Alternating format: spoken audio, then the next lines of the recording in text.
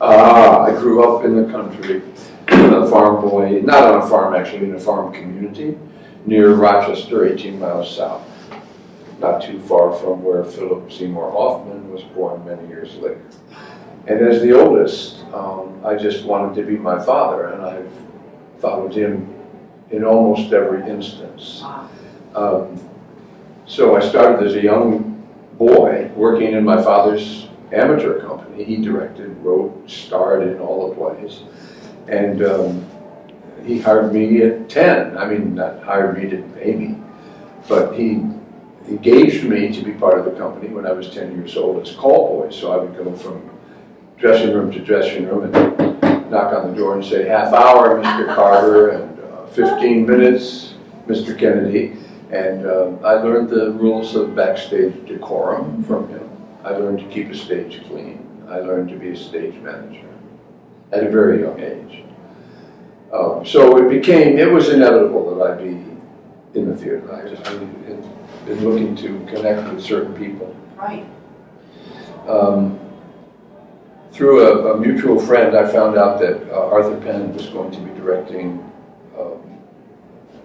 and running the Berkshire Theater Festival.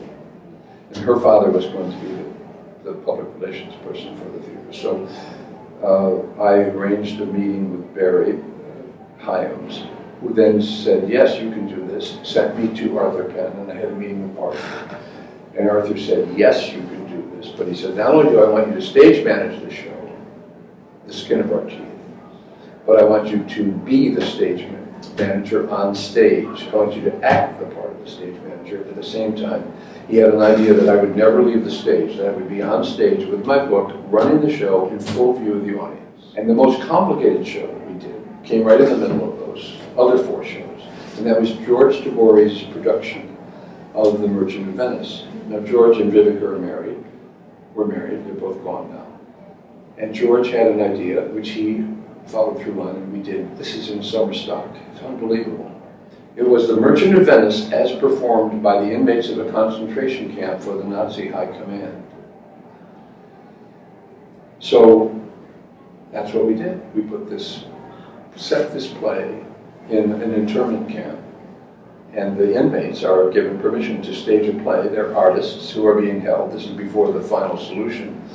And they are said, "Yes, you can do a play, but it has to be this anti-Semitic play by Shakespeare, The Merchant of Venice." So off-Broadway was revolutionary in the sense that they wanted to find a way to present plays for people cheaper than Broadway. You know, Geraldine Page famously got $50 a week for the life-changing, career-defining role of Alma in Summer and Smoke, off-Broadway.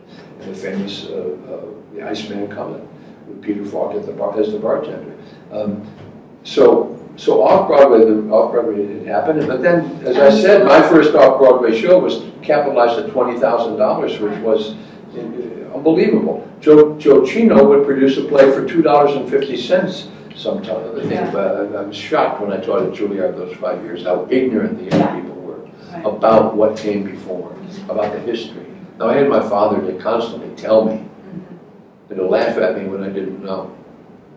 And so that was my stimulus. And ever since then, I have been continually learning about what went before me. You know, it's great.